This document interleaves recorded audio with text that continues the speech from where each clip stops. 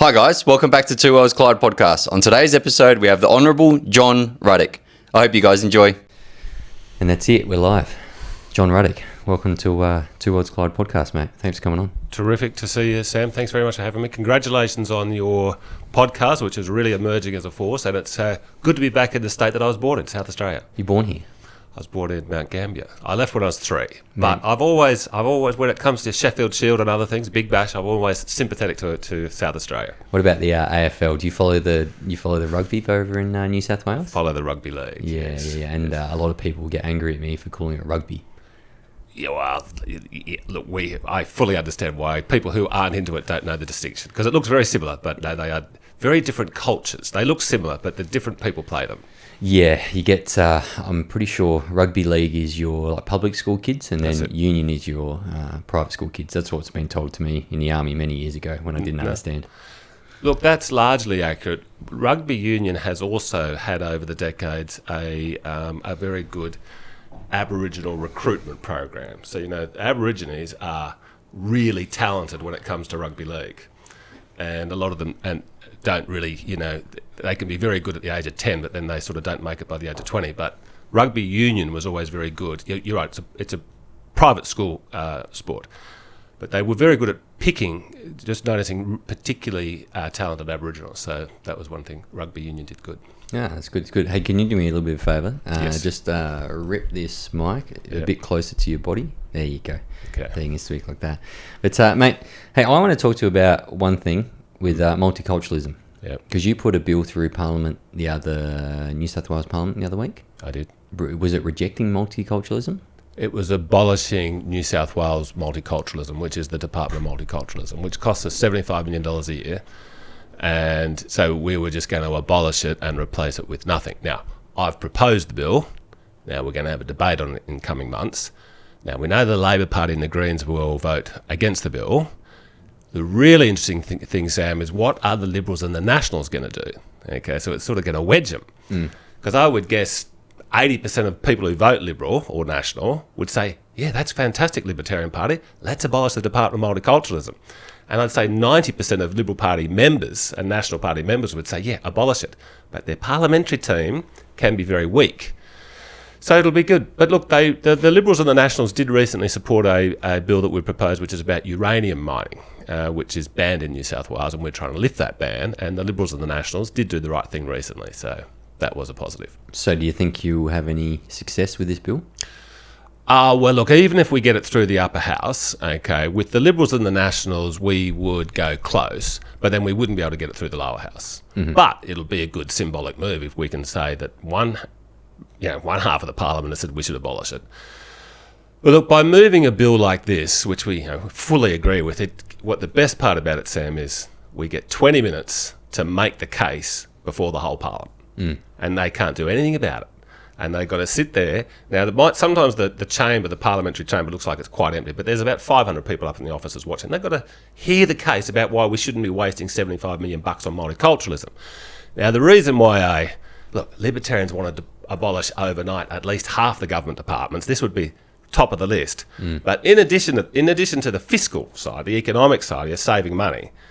I just find I hate the concept of multiculturalism, okay, where if you're born in Timbuktu and your ancestors have lived in Timbuktu for 10,000 years, and your uncles and your aunts and your grandparents and your neighbours, your cousins, everyone you know lives in Timbuktu, but you've heard about this place called Australia and you want to go and live there, you think, oh, that looks better. And let's say they end up getting a visa to come and live in Australia. Well, they've just won lotto, okay? So they should be saying, okay, I'm so grateful to be part of Australia and I want to become an Australian. They're admitting with their feet that Australia's a better country than Timbuktu. So then what? Then we come out here and the major parties hand out these grants. What do they do with the $75 million? Well, they go to all the little communities. They say, well, look, let's say it's the Australian Chilean Society, okay? And they have a little annual get-together to all the Chileans, okay? Now, what would happen is before the government gets involved, what would happen? It would be a spontaneous thing. I've got no problem if there's people who've got a relative, or if they were born in Chile, if they want to get together every day on the National Day of Chile, like their Australia Day, whatever, okay, and they could have some community leaders come and organise it, put on a barbecue, put on some Chilean food, Chilean dancing, whatever. And then they would go and organise it themselves. But then after it starts to get a bit of momentum, the government comes along and they says, hey, well, look, we can give you $100,000 for this thing every year. Now, the organisers who'd been doing it before, they were thinking, look, we've got to put all of our energy into putting on a really great performance today so people want to come back.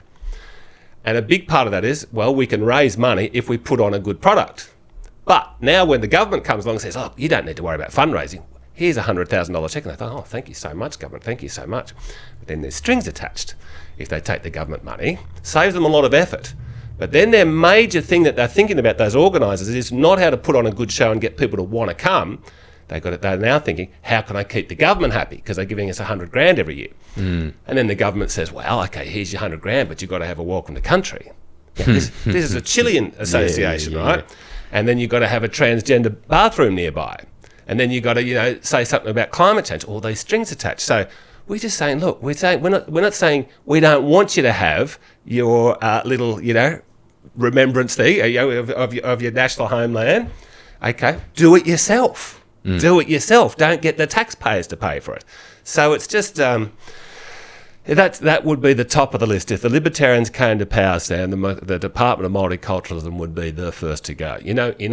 Us Libertarians are looking at what's happening in Argentina with a hell of a lot of interest, okay, because they've got this guy over there who's a really radical libertarian. He's what's called an anarcho-capitalist. What's his name? Javier Milei. Is he the guy that's slowly turning the place around? Well, he's quickly turning it around. Yeah. Okay. Yeah. If we went back into a time machine 100 years ago, you and me right now, and we walked around Adelaide and we walked around Buenos Aires, you'd say, gee, these places are pretty rich. And they'd be similar high living standards, the two highest living standards in the world. And then what happened was they had all this, it was a very, very successful country, Argentina, and then they basically, in the late 40s, they elected this president who was basically Gough Whitlam. Now, Australia had Gough Whitlam for 3 years, but Argentina, which was as wealthy as Australia, it had Gough Whitlam for 60 years. Just, very powerful unions, very powerful bureaucrats, no one wants to invest in the country, no one wants to start a business. And I was in Argentina a couple of years ago, and you could see the place was once really wealthy, and you can see it's just going into decay. So they've hit rock bottom. And then they said, the voters said, look, we just got to try something radical. Here's this guy, this Javier Milei. Now he's got the chainsaw out there, he's got the crazy hair, right? And but look, he's a massive academic. He looks like a bit of a rock and roll star, right? But he's written 50 academic papers on economics. And he said, look, vote for me and we're going to take some radical surgery, and there's going to be more pain for a couple of years because, when the patient's sick, you got to give them some tough medicine. But then the miracle was he comes in and he reduced the size of the government by 30%, pretty much overnight. Okay, now he ideally, Sam, he wants to reduce it down to 0%. Okay, that's a question for another day. But he wants to keep cutting. Now, as soon as that happened, the place has just come alive. They're growing at about 7% a year now, and unemployment's coming down, and just everything. They used to have about 20-30% inflation a month. A month, right? About over 200% a year, right? So a can of Coke today might cost 100 pesos. Exactly the same can of Coke in a year is going to cost 220 pesos. And what causes inflation, of course, is always government waste and government spending. Yeah, I love how Jim Chalmers always tried to turn around and say that inflation isn't caused by government waste and it's government spending. It's like, guys, everyone knows this now. Everyone knows that whilst we're going up in inflation, you guys keep spending more continuously every single month, and your waste and your overspending is causing this. And it's wild, the gaslighting happening in the government at the moment. Wild. So the government is this institution which has got this power, unique power, to just invent money out of thin air because they own the mint. Okay, and so what they can do is they can just crank up the mint whenever they want. So if they want to go to a war, which always costs a lot of money, they've got two choices with the war. They can say to the people, okay, well, look, we've got to go to war. It's going to cost us a ton of money. So we're just going to put your taxes up for 12 months. And everyone will say, well, I don't want that. Maybe we don't have to go to the war. That's what would happen. But the government's got this other alternative now. And they say, we don't have to disturb the people and tell them we're going to increase their taxes. We're going to secretly increase their taxes because what we're going to do is we're just going to invent a whole lot more money, which they're going to control. But just by inventing money out of thin air, what it does is it dilutes all the existing money that's in existence. It just dilutes it. So everyone's got poorer when they go and invent money out of thin air. Yeah, well, that's what always happens when you've got, like, for example, this cup of coffee. Imagine if there's $10 competing for it. Over in 4 years, there's $20 competing for it. Yeah. Right? That's right. It's going to put the price up. There's more things competing for it. So it's naturally going to cause inflation. And, I mean, how much did we print coming off COVID? 300 or 400 billion? Oh, yeah. The COVID was the thing that blew the budget big time. Now, I'm a critic of John Howard with all the regime change wars, okay? But I will give Howard big credit on one thing, a really important thing, the economy. Okay, when John Howard left, he was there for 12 years.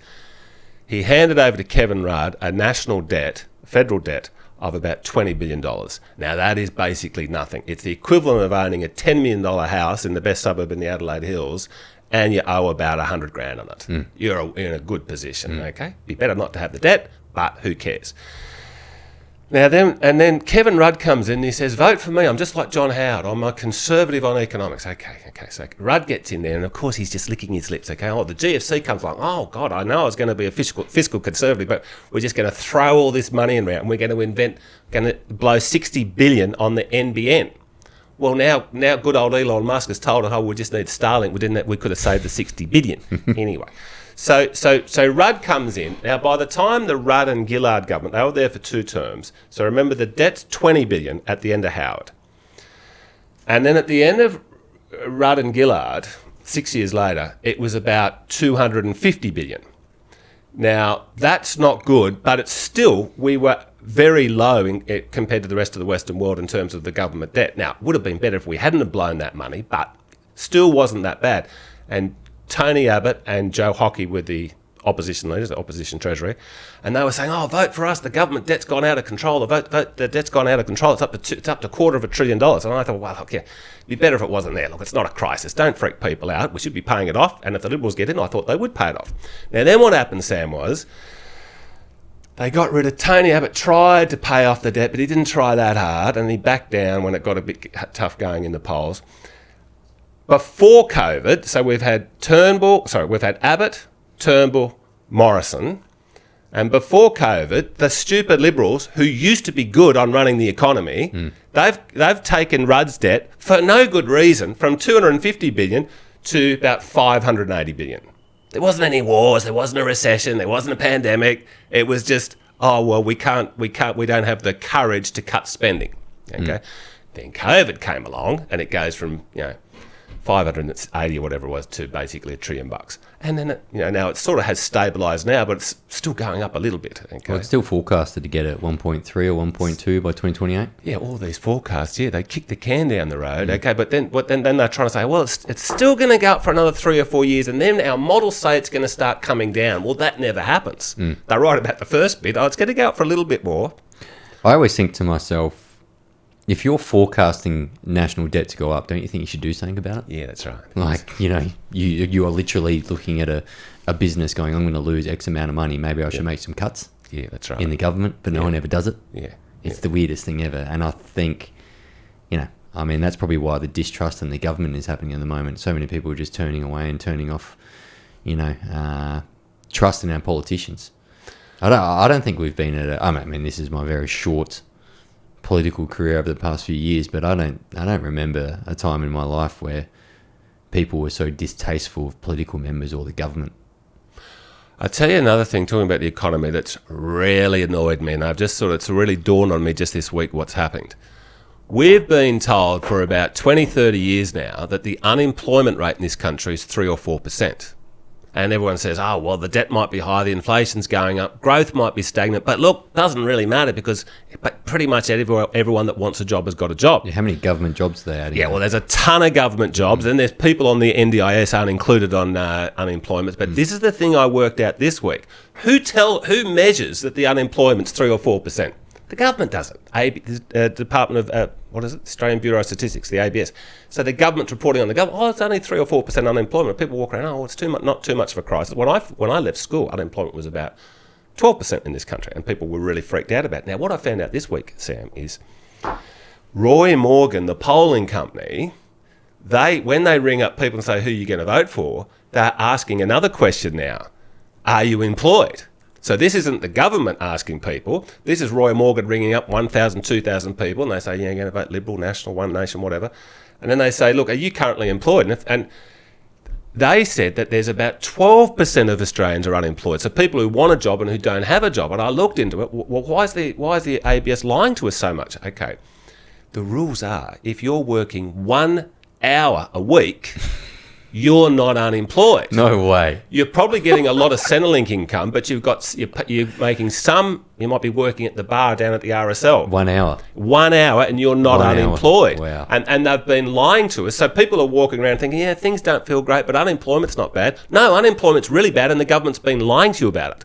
We are at 12% now. Now, when the last time this happened, which was the early 90s, people were freaked out about it. It was on the news all the time. Unemployment figures are out in 3 weeks. Gee, we hope they're not going to go up anymore. And because the government was being honest with us and they were being truthful with us so the country had to think, okay, well, look, we need to do something to fix up the economy. The people were all sort of united about it. But now people are just drifting along and don't realise that we've actually got a bad situation. So I want to applaud Roy Morgan for what they're doing. A non-government department, a private sector telling us the truth. Well, I've always been dodgy with government stats, especially when they're the ones giving the government stats. You know, like even with the Brereton inquiries with the military, they got the military to investigate the military. Yeah. So if you want to get the military to, or if you want the military investigated, go get a third party. Yeah. Right? That's going to investigate everyone. And then the same thing with the government with their stats. Get a third party business or organisation to give you your stats, not you giving you your stats so you can coordinate the numbers and then tell Australians a whole bunch of lies. Like I'm even sure they're lying to us about inflation every single day. Mate, things just keep going up. Yeah, now that we know conclusively that they're lying to us about unemployment, I'd like to do a little deep dive into how they're calculating the inflation. Because when they say it's going up by 5%, I don't think so. A hell of a lot of things feel like they've doubled since COVID. I would love to see the immigration numbers. Yeah, well, that's another one. I reckon they're lying about that. Yeah. Well, they said this week that the government said that there's about 100,000 people in Australia who are here and who don't have a visa, who are just staying illegally. Now, they might be lying about that. If that's what the government says it's 100,000, good chance it's more than that. Yeah, I seen that stat 6 months ago. And then I seen, what do you think about the Liberals with their bit more of a harder stance, and I don't think it's anywhere near hard enough, but their hard stance or their so-called hard stance on immigration, saying that they're going to deport those people that you're talking about, and talking about values-based people coming into the country, which I don't know why it wasn't that in the first place. What's your thoughts on the Liberal Party? It looks like they're trying to gain a bit back from the votes they're losing to One Nation. Well, look, let's put aside the obvious political motive. We should celebrate the fact that one of the historic major parties of this country is coming out and taking a hard line on immigration. That's called a win. That's great news. Now, it might be too late for them. Okay, I mean, it was John Howard who really, really let the floodgates go on immigration. So the Liberals don't really have that much credibility on this. Now, look, I know Angus a little bit, and I like Angus, and I know he's a smart guy, and I know he's a good Conservative. And I think he'd be a pretty good Prime Minister. Now, look, if it hadn't been for the One Nation surge, then I suspect that he wouldn't have come out with his immigration policy. But he has. And I'm saying, look, I don't care what the motive is. I think in Angus's case, he'd be more sincere than most Liberals. But I think it's really good news because, Sam, you can... I've said it. I've said this a number of times. The most important policy to get right for any country, more important than anything, is the immigration policy. Okay. Now, look, as a libertarian, I want really low taxes and really low regulations. Okay, so businesses can flourish. But if you have high taxes, which isn't good, you can just cut them, right? Or if there's too much regulations, you can cut them. Now, it's not easy, but it's definitely doable. With immigration, okay, I sort of think of it as like you're having a party at your house. A housewarming party. You invite your family and your friends around, you're having a good time. And the word gets around the suburb, hey, there's a really cool party on. Okay, great. Now, you can't, and then there might be a whole lot of people that want to turn up to the party, and maybe some of those people aren't a good social fit for this party, for whatever reason. Okay, now then if the party's everyone's having a great party, a great time at the party, the word's got around, everyone wants to come and join the party, well, that's a credit to the party organisers. Okay, but the party organisers have got to say at some point, look, okay, thanks for your interest in the party, but we're too full. And if you come, you're actually going to wreck the party.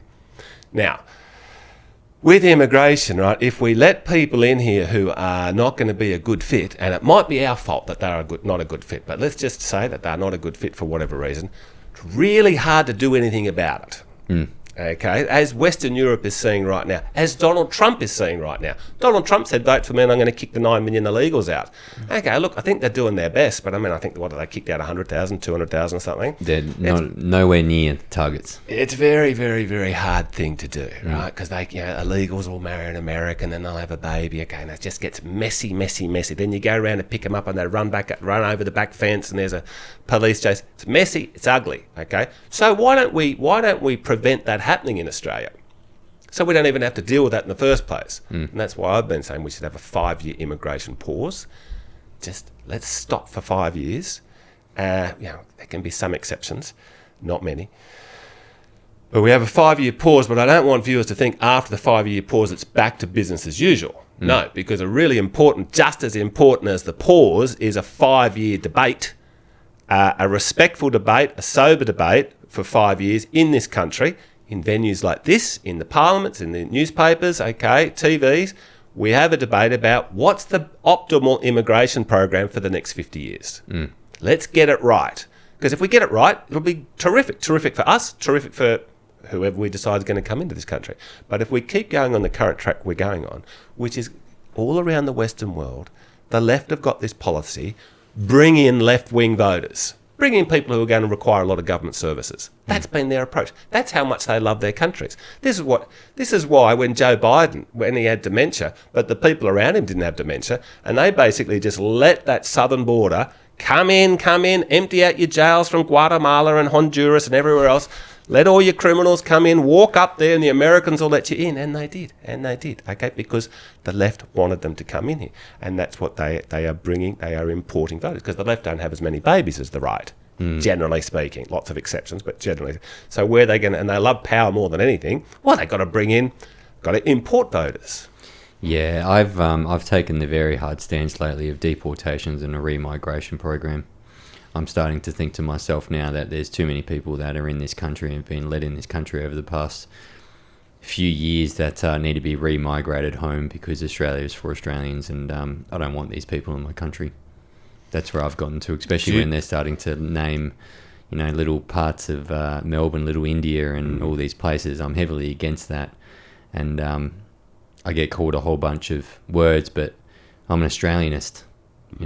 I love my country and I love my pride, and I hate to see what's happening to it with the, I'll say it, the demographic change of what's happening to this country at the moment. And I want to see people deported and re-migrated back to where they came from with a migration pause. Look, I mean, if I was in Sweden or Germany, France, maybe even England right now, I'd be looking at that, okay? Particularly Sweden. We hardly ever hear about Sweden. It used to be this, this perfect democratic socialist paradise. And then they decided to let in, a lot of angry young men from the Syrian war, and it's not working out real well. But you never hear about it. Peaceful Sweden. Now, if I was a Swede, I'd be saying, look, we need to do some re-immigration. Look, my hunch is in this country, because we're usually sort of 5 to 10 years behind these trends. I'm sort of hoping, maybe I'm a bit too much of a glass half full type of a guy, but I'm sort of hoping, look, we haven't got to that point yet. I'm hoping as well, but let's have the pause so we don't even have to see if we are there, because once we're there, it's such a mess. Yeah. Now, look, with so you're saying you're inclined to support deportation, but are you talking about, like, if somebody is an Australian-born citizen, you're saying you'd like to find a mechanism to kick him out? Australian-born's a little bit different. Okay. There's a part of me that thinks potentially they have birthright to this nation because they're born here. Yeah. But then there's a big part of me that thinks, well, your parents came here under a government that wanted to fill us with a bunch of people that shouldn't be here. And then I think, well, no, you need to go. I mean, it's just the more and more I see these immigrants flood in, the more and more I see the younger generation get priced out of the housing market, the more hardcore my opinion comes. It's I guess I'm a byproduct of the current system that's happening at the moment, where Australians are getting angry. They're just getting angry. There's, you see the immigration numbers every single month. It's like, oh, new record, and they're lying about them, right? Because they're the ones giving us the numbers. Oh, it's a new record. It's a new record. It's a new record.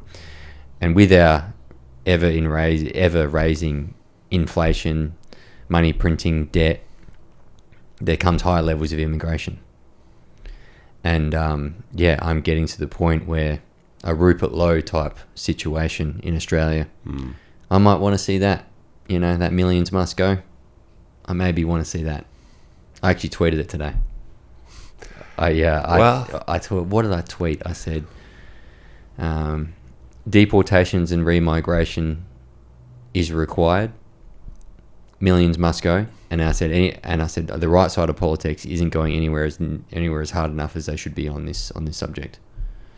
Yeah, well, I do believe immigration is the most important thing. Okay, and this is what we're seeing in Germany, the AfD, which are like basically just an anti-immigration party, and their leader is a female. She's a lesbian, married to a Sri Lankan. Okay, but she's extremely articulate, and she's saying, look, we're going to lose Germany. Okay, and it's happening all across. It's not happening in Eastern Europe. It's happening in Western Europe. Okay, it's happening in every Western nation we know. Yeah. Well, particularly the Anglosphere, because we've just been so nice and generous for so long, and now it's just gone too far. So yeah, it's Canada, Australia, New Zealand, United States, and England, in particular. But then, so yeah, look, I do. This is look. I'll be honest with you, Sam. My strong hope is that we haven't got to that point where that's necessary, particularly for someone who's an Australian citizen, because it'll just be really messy. And it will also make people who are new migrants to this country it's going to sort of polarise thing. I'm not ruling it out because Australia's long-term interest is paramount. I want Australia to still be Australia in 500 years from now. I want it to be Australia, okay? And you know what? There's 44 Asian countries in the world. I think Asia it's a good thing for Asia to have a European country, basically, just on the doorstep of Asia. It's good for Asia, good for us, okay? But I think Asia would think, well, we don't need another Asian country. Let's have a little bit of Europe, and this is what we are. We're basically a little bit of Europe here, and we're a very successful country, and we're just going to keep growing, which will be good. But I don't think there are people up there in the Philippines and Vietnam and China saying, oh, gee, it really annoys me that there's some evil white people down there. I think, oh, well, look, they've been here now. They've been here for 3 centuries. This is their 3rd century. I'm thinking, I don't think they're hostile. Now, the Western left thinks, oh, the Asians must hate us being here. No, I think it's good for Asia to have a European country here. We don't want to make Asia Europe, but Australia's here. Let's keep Australia Australia. I don't think we need to. We basically need to. I think we need to be more pro-Christianity. Okay, in a cultural sense at least. Okay, we should be saying, look, Christian countries, people for whatever reason do tend to want to live in Christian countries. So there must be. So why don't we sort of celebrate that a bit more than we do? No, I agree. I think one of the topics that doesn't get discussed enough is the birth rate crisis. Yeah. We're at 1.24 per female. Yeah. If it goes below 1.4, what I've heard and been told to me, that's like an extinction level event. No one ever comes back from that. So, I think something along the lines of a 5-year immigration pause. Let's debate what we can do with this birth rate. Get that back up. If we can get back up that back up to a sustainable level where our younger generation aren't worried about mass levels of debt and the cost of living crisis, which is probably stopping them from having kids, then maybe, just maybe, instead of importing people to increase our population, we can just have a lot of kids. Well, look, I tell you the best policy I think that we could have to increase kids, and I'm with you. This is potentially a catastrophe for Western civilization. The best policy is to do this income splitting. So mum and dad, let's say dad's working, mum's not working, that they treat let's say dad's on 100 grand, then but mum's not earning anything. Then the tax office will treat them as both earning $50,000. So we do that, and then we say the more kids you have, the lower your tax rate. So let's say the tax rate's roughly 30%. Okay, after your 2nd kid, 25%, 4th kid, 20%, 5th kid, 15%. Yeah, they're doing that over in Hungary. They are. That's where I got it from. Yes. Yeah. Fantastic. Okay, and I think it's working in Hungary now. But I'm talking about, like, I'm not talking about 1.5% reduction in the tax rate. No, it's something that you really notice. You really notice when it goes from 30% to 25%. You really notice when it goes from 20 to 25 to 20. So that would be a good thing. And it's also, it's not just government policy, it's the culture. It's like having discussions like this when we talk about, look, because I never heard this until the last few years about that. I grew up in a time when people were freaking out about saying, we're all going to die because we're all going to just keep breeding until there's 20 billion of us and we run out of food. That was the big thing in the 60s and the 70s. Was it really? Oh yeah, overpopulation was it was like the global warming of the day. Now it's underpopulation. Well, it's the right wingers. See, when the left were talking about it, it was a baseless hysteria. And now the right is saying, look, we've actually got a baby crisis coming on our way. Now, it's all caused by, an excessive state promotion of feminism, abortion, and rainbowism. Okay, now the state shouldn't be out there promoting these things. And but we've had this shoved down our throats since the 60s, and it just means that a lot of women have ended up not having babies for various reasons. And it's not... Now, Sam, the first Ruddick in Australia came here during the gold rush in the 1850s, Ballarat. Now, it was Joseph Matthias Ruddick, he had 12 kids, and his son had 10 kids. His son had 6 kids, which was... My dad was part of that. My dad had 3 kids and I've had 2 kids. So that's just what, and that's probably very typical of a lot of people out there. It was very normal to basically have as many kids as you possibly could, and that made Australia a booming country, Yeah, I'm on my way to having as many kids as I possibly can. Good to hear. Me and my wife were talking about it the other day, and we had a family member over here, and they're like, "Where are you going to put them?" I'm like, I can just jam them all in the same room, mate. They can have bunk beds until they're like 10 years old. They'll love it. It's like a sleepover every night for them. Absolutely. And my wife's dad is one of 10, and they grew up in a very, very low socioeconomic area, and he used to live with his 6 brothers in one room. Yeah, wow. Growing back up in the day, and then he, I'll tell you about him after, because then people will be able to track who he is through me and stuff like that. But he did some cool things. But no, I'm a good friend of mine, Scott Challen, with our Australian lobbying group. Yes, we're pushing very, very hard against immigration. There's potentially a whole bunch of 2.9 million visa holders that we could be looking at sending home tomorrow.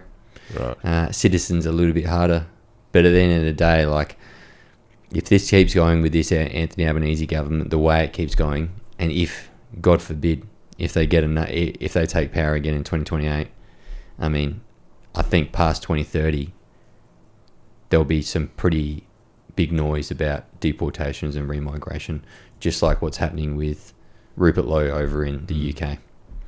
Well, just in the coming up here, I just saw on Twitter that Rupert Lowe's party's polling 9% for the first time. Okay, so he's really... And Farage is on about 22%. He's still in front.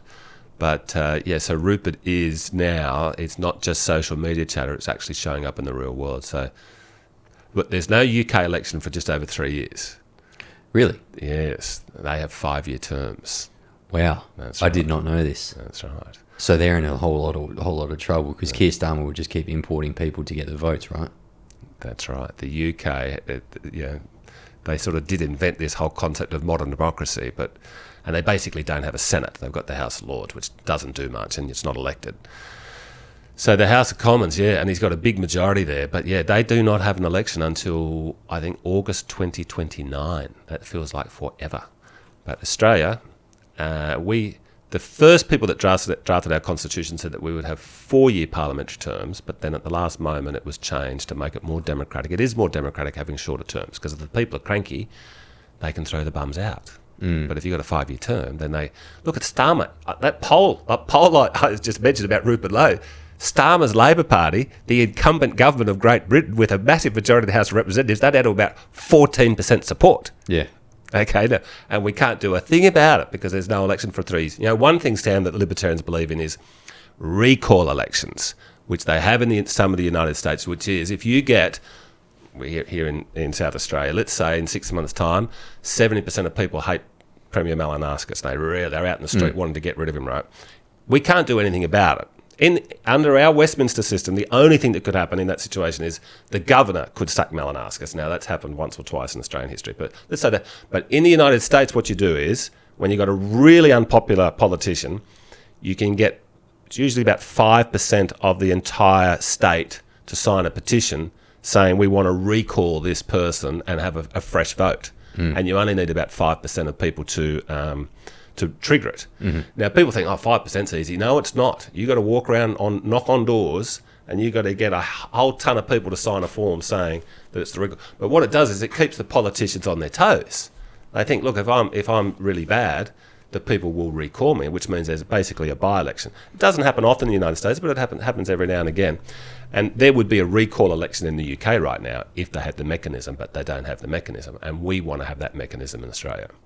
UK is going downhill fast. You know, I have some friends over there, used to serve within the military, and they are just reporting some wild things happening over there. And then you get Piers Morgan comes on and says, oh, no, it's not that bad. But, you know, people like that probably live in gated communities where they have everything done for them. Some of my friends that are living amongst it, they said it's changing fast and very fast, and that's why, you know, no one would ever really have spoken about deportations or remigration 5 years ago. You know what I mean? Like, you sort of got called probably like a far-right Nazi for that type of thought pattern, but now it's becoming quite regular. I've noticed when I do talk about it, I get more and more support, more and more likes, more and more engagement when I start to talk about these things. And I don't do that for the engagement. I do it because that's what I believe in. And that's probably the path that I think we're going down. I don't think if we don't have a hard turn on this at the upcoming election and we get a government that just half attacks it, it'll still be a massive problem. Well, this is why it's good news that Angus Taylor has taken a pretty hard line position. Yeah. It's the hardest line position of any Liberal leader on immigration since Robert Menzies. And he resigned in 1966, so that's a long time. Well, he's the guy that started the party, wasn't he? He did start the party, yes, in 1944, yes. And then he was the Prime Minister for a long time. A very good Prime Minister. If you want to know why Australia's generally still a successful country, there was a very, very, very good foundation laid down there by Robert Menzies. But look, with you talking about the UK, there's about 12,000 people a year across the UK are getting door knocked over social media posts. And, that's more than Russia. That's more than China.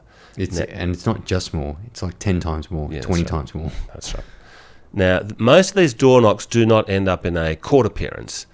It's about just freaking people out, making people shut up. There's a chilling effect.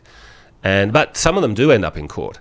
And I'm not sure what the situation here is in South Australia, but in New South Wales, Chris Minns has basically brought in the same legal infrastructure to start doing door knocks in New South Wales. And that might sound a little bit conspiracy theorist, but then about 3 weeks ago we read that Chris Minns has sent a delegation of his top cops to Germany and England to learn, this is his words, to learn best practice hate policing. Sounds great, doesn't it? Going to Germany and England to learn that. He really do that? Yes, he did. He sent a delegation of cops there. Now, I don't know whether that means 5 or 50, but he's created this, in addition to that, he's created this new force of about 260 new cops, and their job is to sort of high-tech combating hate posts. Okay. And when they sold it to us, they said, it's about sort of it's mainly about stopping violence at public protests. And I thought to myself, okay, how many protests are there in New South Wales? I thought maybe once a fortnight, of any note. And I thought, how many of them turn violent? Yes, a lot of the time they're about nurses or teachers or whatever, right? Most of them don't turn violent, right? There's a megaphone, people to say a few things, people cheer, then they go home. But maybe 3 or 4 times in a year, something turns violent at a protest for whatever reason, okay? So these 250 cops are going to be like there looking after 3 or 4 violent protests a year. And it's not like it's 25 cops, it's 250. What are they going to be doing all day? Min said it's a high-tech policing. I reckon they're going to be monitoring, social media, monitoring who's watching, Two Worlds Collide, and waiting for people to say something at 1:30 in the morning. They've had a little bit of drink. They had fighting with their second cousin who's a big lefty, and they say something a bit stupid on the media.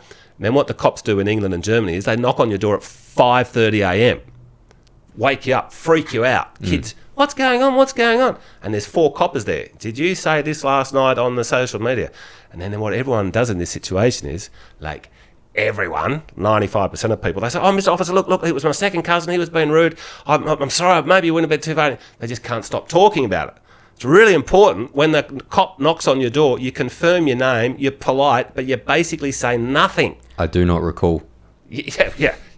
I do not recall. And they won't give up. The cops, they're professionals at this.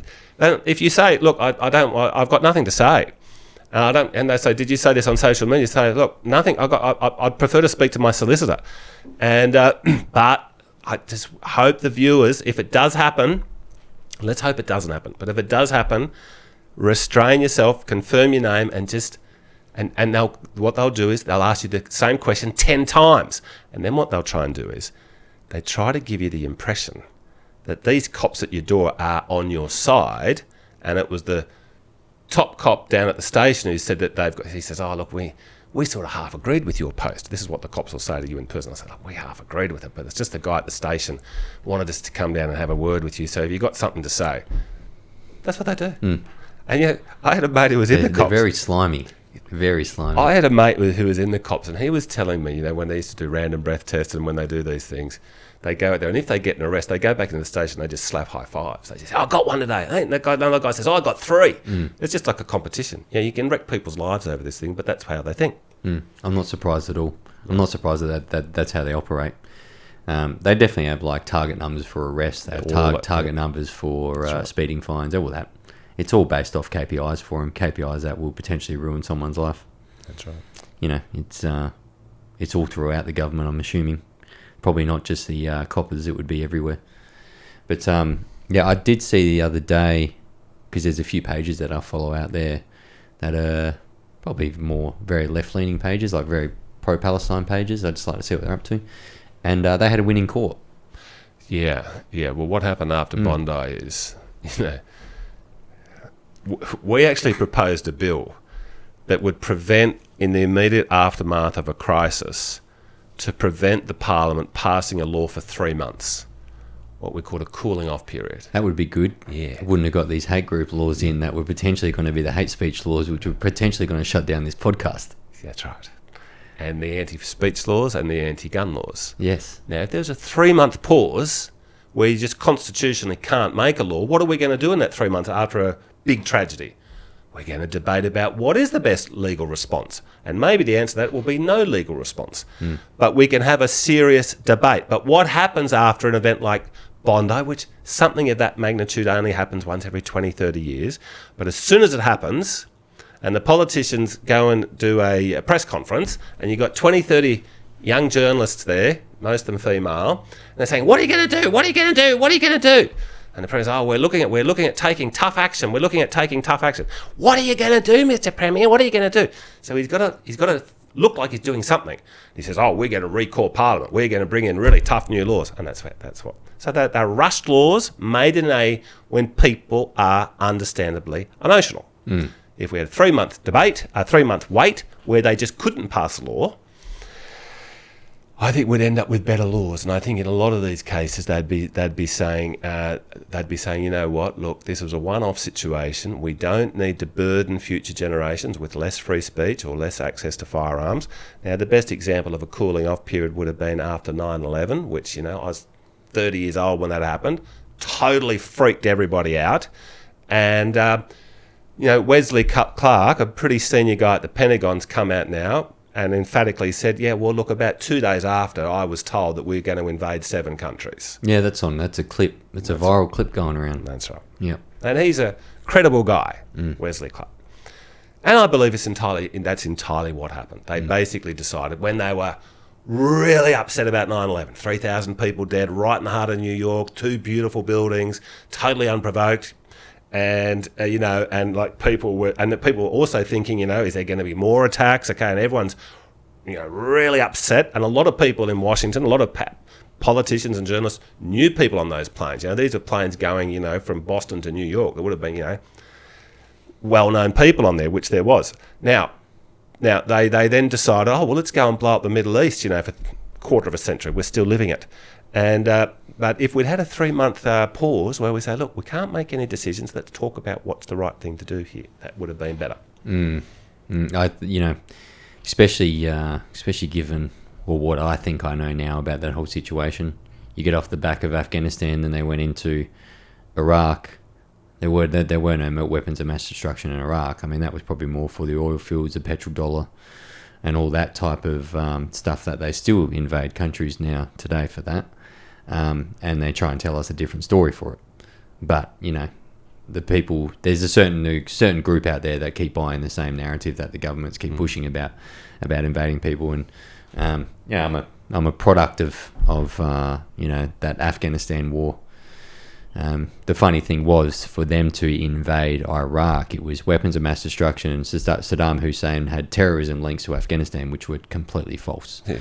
He'd been fighting jihadis his whole life. Yeah, he was a secular nationalist. He was the one that actually kept the entirety of the Middle East very free from Islamic extremists. That ISIS, like what rose up after Saddam Hussein. ISIS came, and so he was the one that was had them right under his boot the whole time, and if anything popped up, he just wiped them out. Yeah, and it was brutal, and he was a baddie, but he was probably it was a lot better having Saddam there and basically keeping it under control, and atrocities happened, but a hell of a lot more atrocities happened when ISIS took over. And the canary in the coal mine with these Middle Eastern countries is the poor little Christian minorities. And they're very nice people, those Middle Eastern Christians from Syria and Iraq and these places. Egypt, when I met Lebanon. them, they were just really lovely people. And they basically lived there for a long, long time, generally reasonably pretty happy. But then these regime wars came in, and the Christians lose big time. There used to be about 5 to 10% of Iraq was Christian. I think it's down to about 1 or 2% now. Hey, but I've got a question for you, Sam, because you've been to Afghanistan. I haven't, but I've been following it from the beginning. This is what the libertarian answer is to what should we have done after 9/11. Okay, and I'd be keen to hear what you think, because from my point of view, it's just sort of like theory, but for you, you've lived it. So what we would have said is, so let's say 9/11's happened. Now we knew pretty much straight away that Osama was involved, and we knew pretty much straight away that Osama had been in outback Afghanistan for about 3 years or something. He was sort of there. Now, who funded? Well, that's another question. No. Who funded Osama bin Laden before 9/11? Well, in the 1980s. He worked with the CIA. In the 1980s, yes. Well, what had happened is the Soviets invaded Afghanistan, the Mujahideen, the jihadis were resisting the Russians, and the Americans in the Cold War said, well, anyone fighting Russians gets guns from us. That's basically what happened. They pretty much funded up the Taliban for him. That's right. But look, we got video of Osama. The Americans found it about 6 weeks after they went into Afghanistan. There's Osama sitting around in a room about as big as this room, and there's about 20 of his mates. They're sort of sitting down on the edge. You can see it on YouTube. And Osama is making them all laugh their head off. It's from about 3 hours after 9/11 happened. And Osama's sitting there, and he's telling all his inner circle. He said, we were sitting in the cave, we were listening to the BBC, and I said, now, listen, brothers, listen, there's going to be some news happening in about 10 minutes. And then there's a big crash into the World Trade Center. And they're all so excited. Then Osama says, but then I said, brothers, no, there's more, wait on. And then Osama, it goes for about 20 minutes. Osama's laughing his head off. So Osama was involved in 9/11, right? Okay, this video, I believe it's legit. Now, but back to how should have we responded to that? Okay. What if the US president had the very next day sent Colin Powell, who was the US Secretary of State, basically the American Minister for Foreign Affairs, they sent Colin Powell over to Kabul. He gets off the plane at Kabul and he meets with the Taliban leadership. Now, I know it was a Taliban government. I know they're pretty crazy, but they would have been thinking, fuck, man, America's going to be pretty angry at us right now, and they're a pretty powerful country, and yeah, we've got these outlaws that we've been giving safe harbour to somewhere up in the hills there. But if Colin Powell and the Americans had sat down with the Taliban, I think the Taliban would have wanted to meet with them because they would have thought, well, we don't want to get invaded, which could happen, which did happen. But what if Colin Powell said to them, look, we're either going to invade you, gentlemen, or we've got an alternative plan. We know that you Taliban government weren't involved in 9/11, but we're pretty sure that these Al-Qaeda guys were. You know roughly where they are.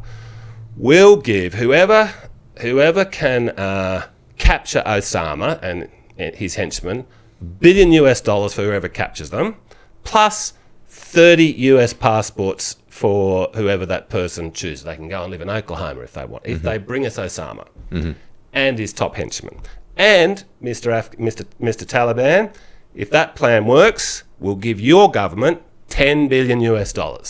Now, how much do we spend on the Afghan war alone? 13 trillion. Yeah, 13 trillion. Okay, right. So can we throw around a few billion here and there?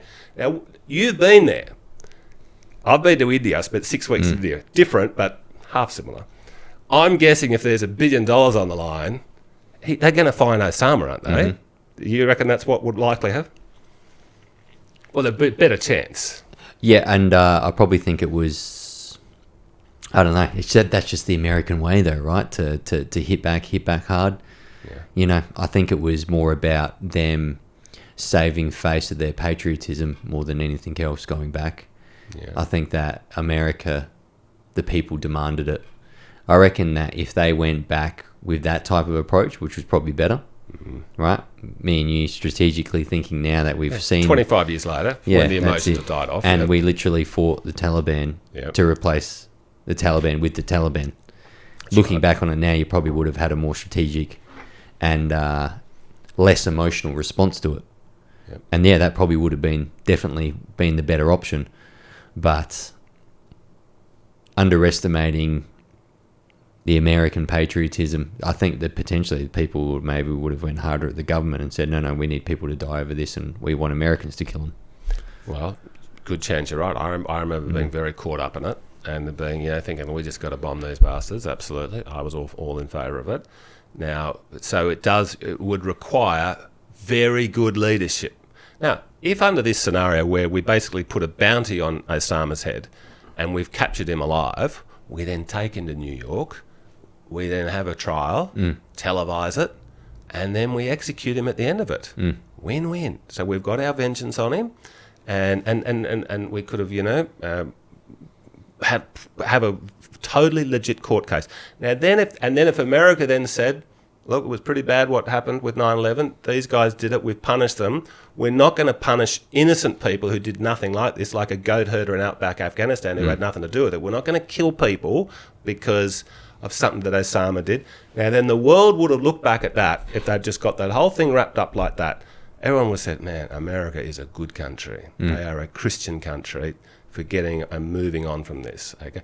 They'd be a lot happier today. They'd be a lot happier today. The Americans, they wouldn't have the debt. Most of this debt's been going to fund they owe about $40 trillion. The forever wars. The forever wars. Now, I'm sure Mr. Trump's just jacked up the debt a lot more after what he's doing in Iran. But. Oh, no, but he's there to free the Iranian people. Yeah, it's looking good. Yeah, that's it. It's looking good when they practically threatened to destroy him a couple of weeks ago. There's one good thing coming out of this Iran war, Sam, which I haven't heard a commentator say, but it needs to be said. I reckon this is the last of the US regime change wars in the Middle East. Yeah. Because there's no appetite for it in the there's no appetite. The younger generation is switched on. They're out of it, mate. They are switched on. And the ex-veterans, Scotty Challen was telling me, he reckons, it's a vast majority of ex-veterans are sick of these wars. The people who went over there to try and thought they were doing the right thing, and because they love this country more than anything, and they are pissed off about all these unnecessary wars. Now, I was the first one to speak up against it. Right. Yeah. So when they first started hitting him, maybe 6 weeks ago, I first came out and I was the first one to say, no, screw this. This is a foreigners' war. Nothing to do with Australia. I don't want to see any Australian involvement. I don't want to see us taking any refugees because we're not going to take part in this.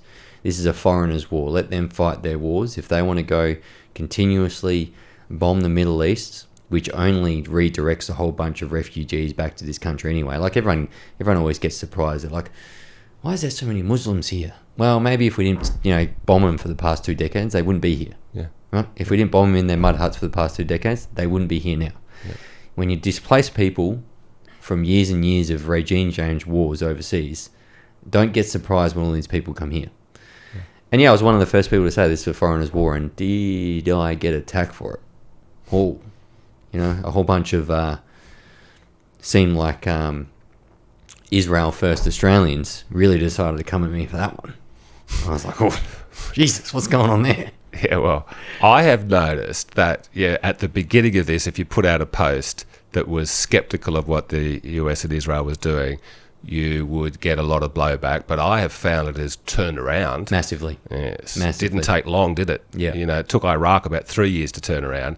This turned around real quick. Yeah. I was disappointed when this war started. Look, we've had Afghanistan, Iraq, Libya, Syria, Yemen, 5 disasters on the trot in the Middle East, okay? And I'm thinking, you'd have to be a complete moron to think, the first, and no one defends those first 5 now. It's not like anyone's saying, we should still be fighting in Afghanistan or Iraq or Syria or whatever, right?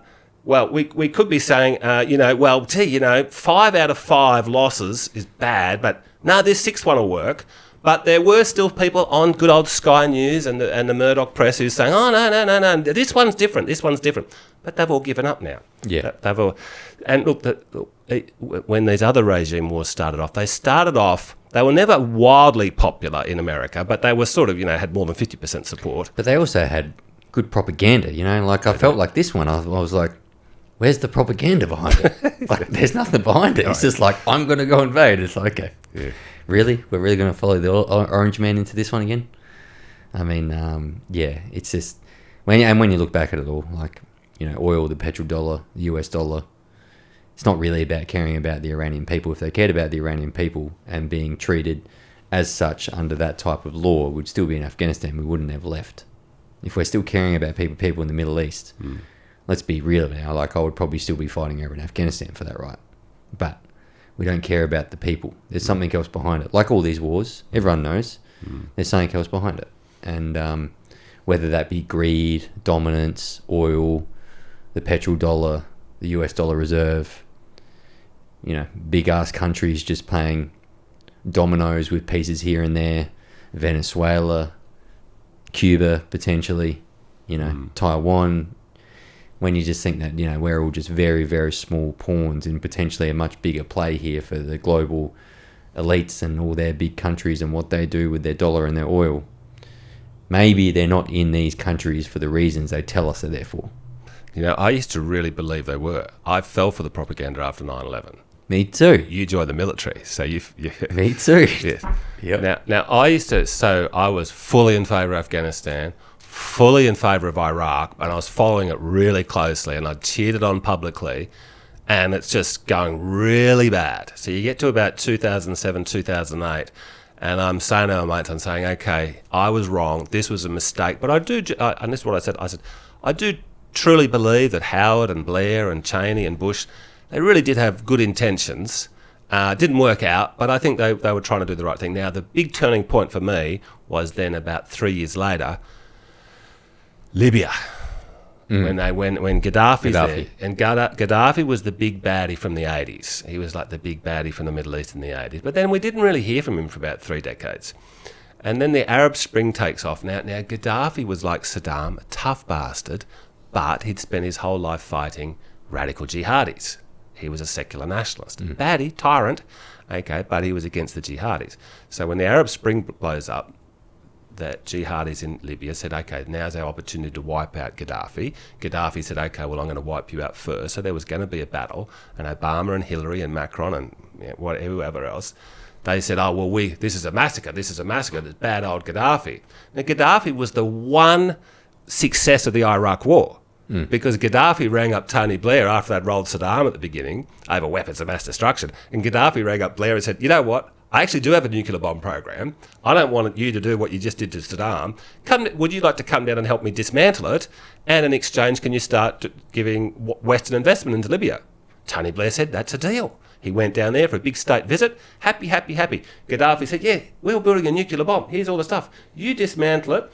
And then Western investment flooded into Libya. There was nightclubs, Ferraris, lots of very famous singers were going there, like Mariah Carey, and they're getting paid big money. And it was a big booming middle class, all going very, very well. And then we sent it back to the Stone Age. And that's when I thought to myself, I thought, look, actually, this is a war machine. These people are not trying to help people. These people are, look, there's $1 trillion is handed out every year to the defence industry. $1 trillion. And I think Trump's putting up to 1.5 or something. Yeah, it's about to say it's about to get bumped up to 1.5. That's a lot of money Whilst every they year. don't have free healthcare. And where does this money go? You can't give a bomb money or a plane money. It goes into the pockets of human beings. And who are they? Defence contractors. Now, and the army, of course. But the defence contractors, I think, like Lockheed Martin, Raytheon and everyone, they're getting mega hundreds of billions, okay? And they've got an incentive for more war. That's a perverse situation. That's it. Now, look, we all love Donald Trump. I loved him, even before he was in politics. I always liked his confidence and his bluster and his, and, a big supporter of him, in his 3 elections, big supporter. And after his last one, I thought, this is as good as it gets now. He knows what he's doing. He's got a great team around. Felt like he learnt, didn't he? And like he learnt from that the cobwebs of the Republican Party when he first took office in that 2016 time. I reckon he got stabbed in the back a bit. Because he was new. Yeah, and, they sort of tried to manipulate and work behind him behind the scenes. And I thought, here we go. He's going to come back in 2020s, sacked all these people, brought in, and then it's just like, oh wow. I mean, I love like probably 75% of the stuff that he's done, in regards to, the 2 genders over there, just going back to normality. Yeah. Global warming, Trump called that out massively. Yeah, that's it. And, they are drilling, and they are using their natural resource sector. And they know the difference between a man and a woman, and they're not letting biological males go into female sports. And I'm like, this is normality. The southern border, the southern border, thank God for that. And he's done some fantastic things. And then he just, I don't know, seemed to be completely controlled little puppet and started waging war over in the Middle East. And you're like, oh, well, you're the one that said no more wars. That's and, right. like you could look at someone like Charlie Kirk. Yeah. Charlie Kirk was a massive speaker against, or he was a massive talking point with the generation, and how he had so much of the younger generation hooked around his finger because he was so good at debating. But he was so much against the Iranian war. Yeah. And then he died, and then there you go, they're at war. Sad what happened to him, but even some of the stuff that gets replayed now, and what Joe Kent was saying, like when he seen him in the eastern wing of the White House, and he said, Charlie Kirk said to Joe Kent, he said, whatever you do not let America go to war with Iran. And that was a week before he died or something. And it's just, it's sad to see someone that I looked up to. I was a Trump fan, massive Trump fan. I was, the way he just used to destroy the fake media, and the way he used to just laugh with him and like sort of bully him, but do it on a bit of a level where he would just throw insults at him. And I'm like, this is awesome. Like finally I see someone that's in politics I can sort of relate to, call them the fake news media and stuff like that. Yeah. And then, I've lost a lot of respect for him over the past couple of months. Look, it started, he was in the last few months of the 2024 campaign, which was just a glorious day when Trump gets re-elected, and he wins easy, And, the Democrats had spent the last 4 years saying you're not allowed to challenge election results. Even though they used to challenge them all the time, right? That was illegitimate, but they made such a big deal about Trump being a naughty boy challenging it in 2020 that when Trump won on 2024, they just had to accept it. They couldn't say it was illegitimate. So it was just glorious. And when he first got elected, Trump had never slept a night in Washington, D.C. He was a New York boy. He'd never really had a reason to go to Washington. So he was just like Mr. Smith comes to Washington. He just sort of did not know what was going on. Now, he learnt quickly, but he had, he had bad team around him when he first got elected. It was half MAGA and it was half the Republican establishment, okay? Because Trump sort of thought, oh, well, look, the establishment knows their way around this town. I need their help. I can understand where he's coming from. But they all ended up quitting and writing books about Trump and backstabbing him and going on CNN saying, oh, he's Hitler. And but anyway, so then then you think about what he put up with. January 6th was ugly. Then there's 2 shootings. Then there was about 15 million legal cases. They were trying to jail him. They're trying to bankrupt him, right? And then he wins. Trump truly is a legend. It's a legendary story. This guy everything he's achieved. Now, just really sad to see that he's just basically become what we used to expect of the Republican Party. And I think it was, this isn't a new movement. This is just business as usual. And it was the Epstein. Trump used to campaign on vote for me and we'll release all the Epstein files. Then he gets and he says, oh no, it's all a Democratic hoax. And he says, oh, we have released them. Okay. And then Thomas Massey, who's terrific, who's facing a primary as a Republican congressman. Yeah, I'm a big fan. Magnificent. Magnificent fan. Yes. Well, his primary is on May the 19th US time, but that'll be Wednesday, May the 20th in Australia. So that'll be definitely worth, if you've got a couple of hours to keep an eye on that. He's the only one that hasn't taken APAC money as well, by the way. Pretty much, for Republicans, yeah. And look, he's a very likeable guy, highly intelligent, I hope he runs for president. You got Trump out there. This is just a little congressional district. Trump's out there with his mates, just throwing endless billions at this guy to get rid of Thomas Massey from win the Republican nomination. But the betting markets are saying Massey's about a 65 to 70% chance of winning, which is good, But anyway, look, I hope Massey runs for president. But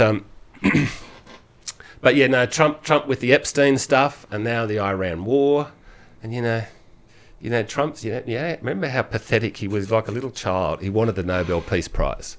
Remember he was going on about... When was that? He was saying it from his first term. He says, I deserve the Nobel Peace Prize. I mean, no one else in history has probably ever publicly said, I deserve the Nobel Peace Prize. He's probably said it 100 times. And then he was coming up to the Nobel Prize, just before Christmas. And they gave it to some Venezuelan. And Trump publicly just started saying, oh, it's corrupt. And then he said, oh, well, since they won't give me the prize, maybe I'm not as in favour of peace as I used to be. So he cracks his shits over it. Yeah, so he goes and starts a war with Venezuela and Iran just because he didn't get his pathetic little prize. Yeah, it's... I don't know. I also think to myself, potentially, we might be in the same issue just without a government that doesn't know the difference between a female and a male, even if Kamala Harris still won. Do you know what I mean? I still think potentially all this stuff might have happened, just a little bit more flamboyant. If Kamala had won, yeah. Well, look, the Republicans have got a sort of schizophrenic relationship with war. Okay, so the original isolationists, or the America Firsters, were Republicans, not Democrats. But then with sort of the Reagan and the Bush era, they then became big neoconservatives. But I really feel like the America First people there's going to be a second revolution, I think, in the Republican Party. The Trump revolution has now run out of fuel, but I think people are now going to vote for an anti-war agenda. Oh, the younger generation's done with it. The younger generation is so awake. They are so awake that whenever I get... Because it's really weird, right? Probably 6 months ago, probably more like your boomer generation used to come talk to me on the street. Now it's just young males. Oh, wow. Young males. Interesting. And they are so aware of what's happening. They are just so switched on. Yeah. And, there's going to be certain things in a couple of years that if you are running for any type of member of parliament or a Senate role, if you say something, there's going to be a generation that's under 35 that is just going to be like, I'm not voting for you. On that issue. Yep. I can guarantee you. It's coming. And as the boomers sort of get older and their voices get quieter, there's this new movement coming through of, no, we want Australia first. We want that without foreign influence. We want that without foreign lobbying. We want to be we want everything in this country to be able to benefit us first. And then we can talk about outside influence, maybe, if we're taken care of first. And I think that's happening over in America right now when, we're always a couple of years behind. It's coming. And I reckon Trump's going to get run over at the midterms. And then I think potentially he's going to get impeached. I agree on both fronts. I think what typically what happens when there's a midterm election is the party of the incumbent president does, not so well, but on this occasion, I think it's going to be not so well times about 5. It's going to be catastrophic. So there's going to be huge Democratic majorities in Congress. So will they impeach Trump? Of course. Okay, this will be the third impeachment, but you only need 50% of the impeachment process starts in the House of Representatives, the lower house. You just need 51% of people to support the impeachment. But that word impeachment basically means he's charged, okay? And then there's a trial, a big Senate trial. Now, you need 2/3 of the Senate to actually, out of 100, so you need 67 senators to vote to remove him from office. Now, best case scenario, the Democrats are probably going to have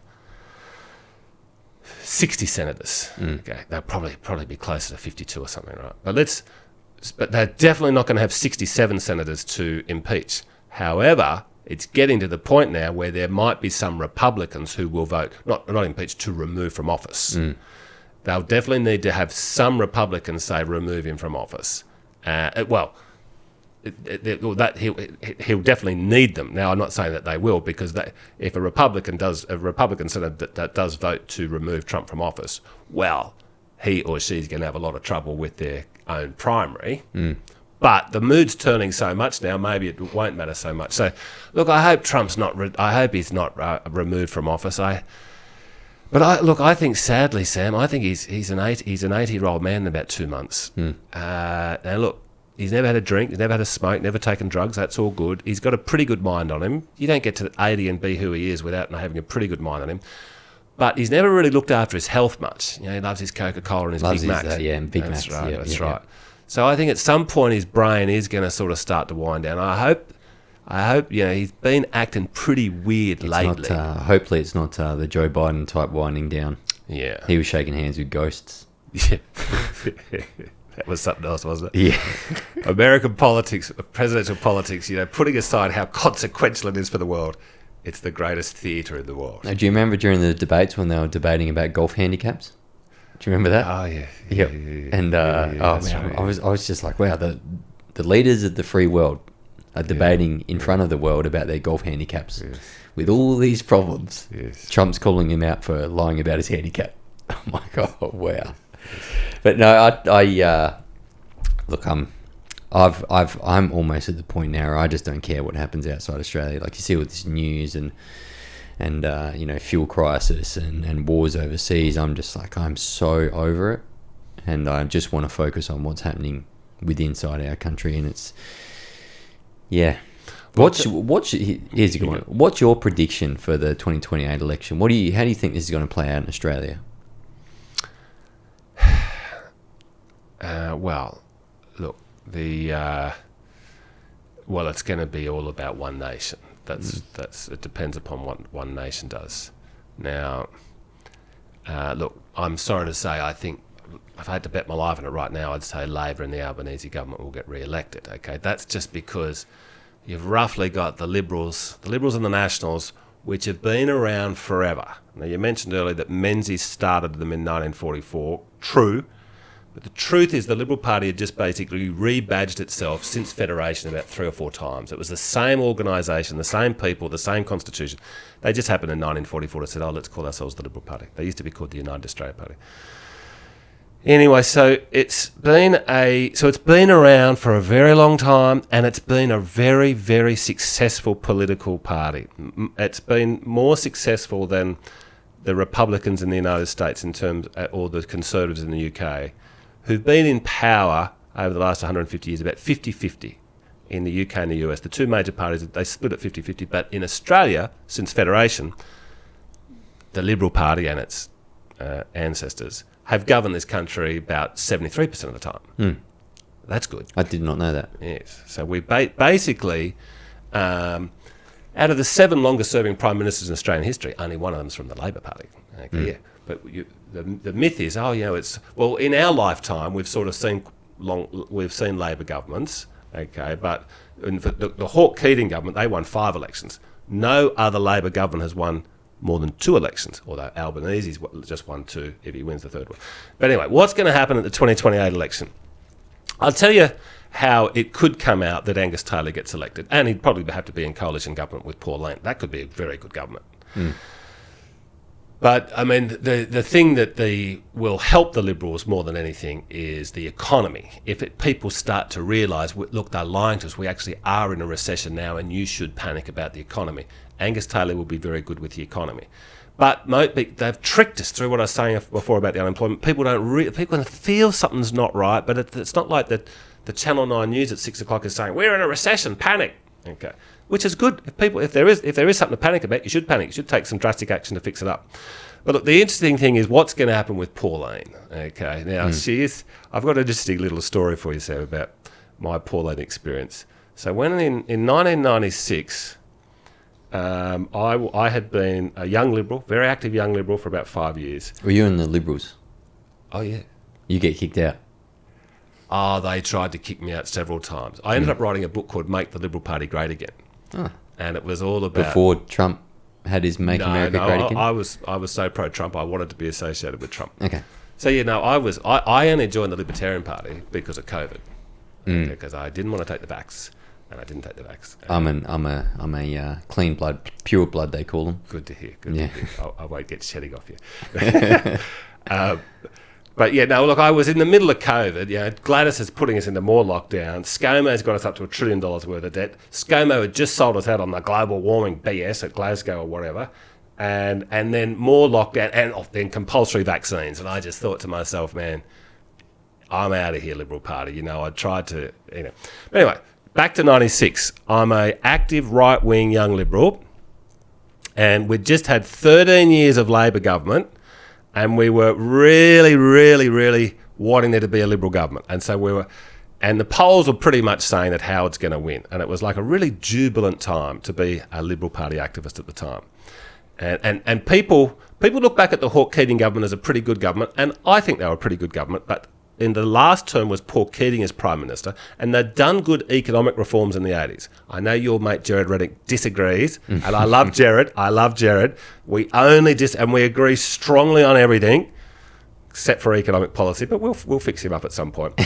But the last Labor government was a really bad government.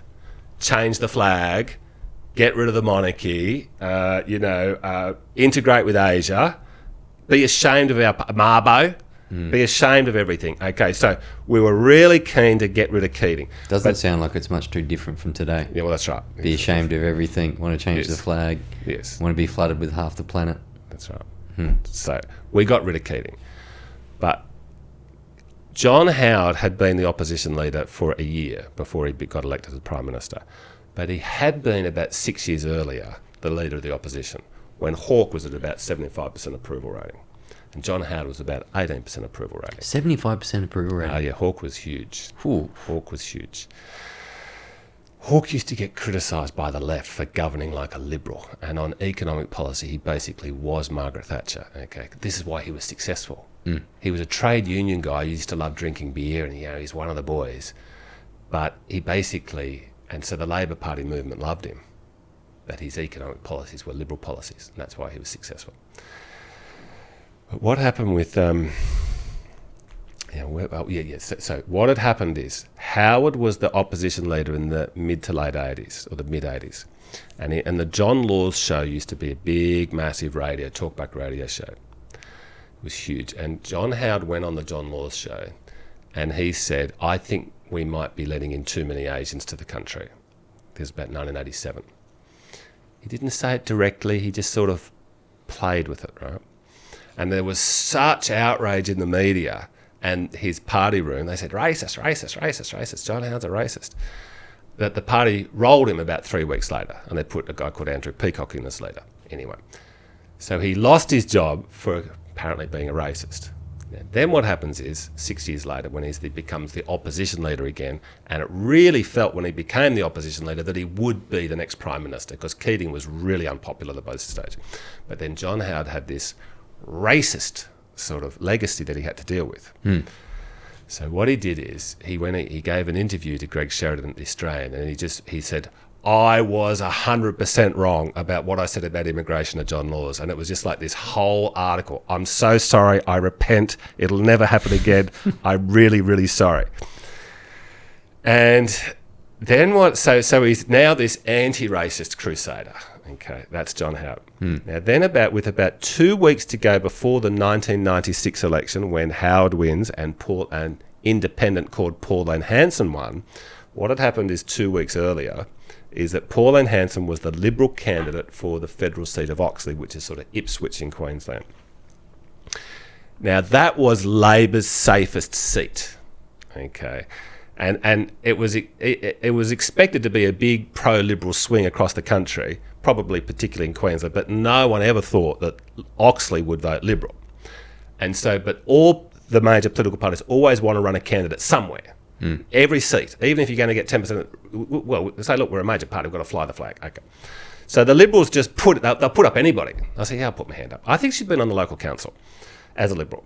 No, not as a Liberal, as an independent. And then the Liberal Party said, look, we need someone to run, it'll raise your profile, run for federal parliament, Pauline, you're not going to win, but it'll help you get re-elected to local council. She said, okay, cool. So she's the Liberal candidate for Oxley. No one's paying any attention to her. Then she gave an interview to the Oxley newspaper, and she said, I think Aborigines are getting too much welfare. Hardly controversial, right? But John Howard, because he was the opposition leader, and he's Mr. Anti-Racism dude, he says, I've dealt with this, and he didn't care about Oxley or Pauline Hanson. He said, we're not going to win that seat anyway. I've dealt with Pauline Hanson, I'm an anti-racist, and we have disendorsed her as a Liberal. So don't vote for Pauline Hanson if you live in Oxley. But what he'd forgotten to realise is the ballot papers had already been printed. Right? And so the Liberal, it said Pauline Hanson, and she was disendorsed by the Liberal Party, but on the ballot paper it still said Pauline Hanson Liberal. Now that was handy because, well, firstly, she got all this national publicity, firstly for saying Aborigines are getting too much welfare, and then John Howard's disendorsed her. It's a very nasty thing for a very senior politician to say to somebody who's just a humble fish and chip shop owner, you're a racist, you're so racist, we're going to kick you out of the Liberal Party. So then on election night, very happy night for the Liberal Party, we're looking up at the screen, and an independent won the seat of Oxley. And I turned to him and I said, mate, that was a Pauline Hanson.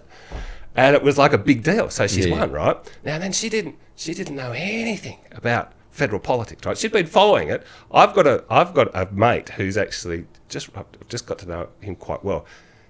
He used to go to her fish and chip shop, and he told me that she used to rave on about politics all the time when she's serving fish and chips to the people. Anyway, so she gets down to Parliament, and just at the same time, I go to Parliament as a staffer to a guy called Ross Cameron, had got elected as a federal member for Parramatta, and I was one of his 3 staff. So I go to Canberra as a staffer, and it's an exciting time for the new Howard government. And on 2 or 3, now Pauline Hanson won't remember this, and there's no witnesses, okay, but this happened. I promise you, Sam, this happened. On at least 2 occasions, possibly 3, I'm walking down a corridor at night, that big long corridors in Parliament House, and I probably had a few beers, and I saw Pauline. And I said, Pauline, I'm really happy you got elected. I'm really looking forward to your maiden speech. And she said, oh, thank you. And she just moved on. And because you can't speak in Parliament until you've given your maiden speech. Right? You can vote, but you can't. And it's like when you give your maiden speech to Parliament, it's sort of like you're telling the Parliament, you're telling the world who I am, what I believe in, what got me here, and what I want to achieve. It's sort of like, here I am. Okay? Most of them spend all their time just talking about themselves. It's a big masturbation process. But Pauline, now then what happens was, so she's elected in March. Now then it gets to about September that year, because there was a lot of new members that had to give their maiden speech. Now then about some day in September, I'm pretty sure it was September, it was about 4 or 5 o'clock in the afternoon, I'm walking past the main gallery in Parliament House, just carrying some documents back to the office, and I just poked my head into the House of Representatives, and I see the public gallery is absolutely packed. I think that's weird for 4 o'clock in the afternoon. And why is it packed? Oh, well, Joe Hockey was just giving his maiden speech.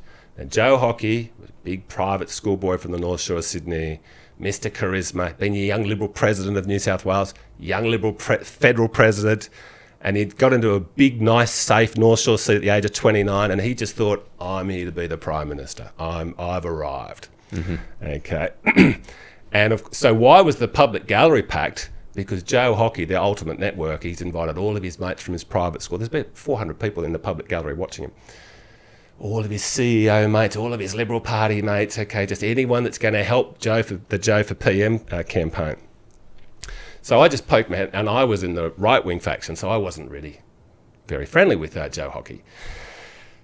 So I just poked my head in there, and I thought, oh, there's Joe Hockey's main speech. So I'm awkwardly looking around for a seat, but I just couldn't find a seat. But then after 20 seconds, he just happened to finish his speech. Okay, so I thought, okay, that's good. So then everyone's filing out, and I was going to file out. Then I heard the speaker say, I now call the member for Oxley, and I remind the House that it's her maiden speech. And I thought, Oxley, I thought, Pauline. Right, so I thought, I'll hang around for this. Right? Now then, all those 400 people, all these people in shiny suits, all these wealthy people, Joe, we love you, Joe, you're going to be the Prime Minister. After you give a maiden speech, what they normally do is they then go and have a post-maiden speech party. Okay? Really? Yes. Now, if you're Joe Hockey and you think, some of these parties are quite modest, but if you're Joe Hockey and you think you're going to be the next Prime Minister... He's got the bells and whistles. Oh, mate, he's got the champagne, the oysters, the prawns. And there's 400 people there. Joe, I've always known you were going to be the Prime Minister. You're only 29, mate, but you're going to get there. He's and got Joe says, I don't know if I'll get there. He's kissing babies on the head, All that high stuff, fives. All that stuff. So every single person in the public gallery files out to go to his party. Now, there wouldn't have been anyone in Australia that came to Canberra that day to hear a Joe Hockey maiden speech and a Pauline Hanson maiden speech. Well, Pauline's just unknown at this stage. So I'm sitting there, I'm pretty sure, Sam, I was the only person in the public gallery. But the disappointing thing is that I couldn't actually see it because I was sitting like directly above her. So if she's speaking there, I'm in the public gallery just like right there. So I could hear everything she's saying, but I couldn't see it. Anyway, but my boss had also gone to listen to, in the chamber, he'd gone to listen to Ross Cameron, he'd gone to listen to Joe Hockey's speech, and he also hung around for Pauline's speech. And very few members of Parliament did, but I did and he did. And then she says all this, stuff that just drops these nuclear bombs, right? I'm also good at that. Yes. So I go back to the office and Ross is there and he said, did you hear that? I said, yeah, I did hear that. And then Ross says, let's go around and say hello to her. Right? Just go around her office just to be nice. Okay, so we go around there, and Pauline's sitting there just with one staffer, and she doesn't realise that she's let off all these. She's just like changed Australia's history, right? She's just gone bang. And and we were only there for like 3 minutes. We said, Pauline, that was a gutsy speech. It was Ross doing the talking, and he was just saying, but she didn't sort of know about this culture of having the post-maiden speech party. So she's just okay, and she didn't quite. She said, oh, well, thanks for coming around, but I don't know why you came around, but, thank you. It's very nice, Ross, and she always got along well with Ross. But while we were talking to her, I looked down from her window down outside onto the parliamentary lawn, and what can I see? The full glory of the Joe Hockey party, the celebration party. And I remember thinking to myself, I was thinking, Joe thinks he's going to be the Prime Minister. I said, there's a chance that this little independent here is going to be more significant in Australian history than you are, Joey. And that's what's happened. Now, I'm loving what she's doing in terms of blowing up the Liberal Party because it needed to be blown up. That nail that you keep playing with on the coffin there. I'm on the. So after the hate group laws, I nailed that nail into the desk and said that's the final nail in the Liberal coffin. They're done. Oh wow! Yes. Right. Yeah, the reel went viral for millions of views. Right. So. Okay. Yes, well, I am. That's why I was drawn to it. Yeah, that's right. That's right. But I don't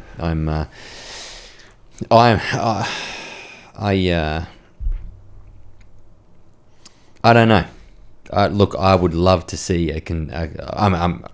we need a conservative government in, right? Because I'm just sick of just losing the culture wars in the government, right? We're getting told that young males are toxic. That's probably why young males are driven to my podcast. We're getting told that we need to, be lenient for mass levels of immigration, all this sort of stuff. So I really, really want a right-leaning government in. And do I think that's the long-term option for the government of potentially like One Nation and Angus Taylor, even if they work together? maybe, but I think right now we definitely need a change, and they're the change. This is what my book, Make the Liberal Party Great Again, was talking about, how we can make the right-wing Australia a almost unbeatable political force. So I'll tell you. Australia and Canada, which we don't appreciate, are basically constitutional twins. We've basically got the same constitution. We're monarchy, federation, okay, they've got a bicameral parliament. We're a very similar country to Canada. Similar history, similar people, similar economy, and a similar constitution. We think we're sort of, we don't appreciate that we're basically, the only difference between us and Canada is we're hot and they're cold. But besides that, we're very similar. Now, what they do in Canada, when they want to choose... So you remember a couple of months ago, we had the party room ballot between Susan Ley and Angus Taylor. Okay. And who voted in that? About 60 people, the Liberal members of the federal parliament in the Senate and the House. 60 people voted for who's going to be the leader of half of Australia. In Canada, under exactly the same situations, what they do is they have that leadership ballot, but every single member of the Conservative Party across Canada gets to have a vote. And the last time they had a vote, 700,000 people voted. Oh, really? It only costs... Members of the party? Members of the party. Okay, there you go. And you only need to pay $20 to become a member.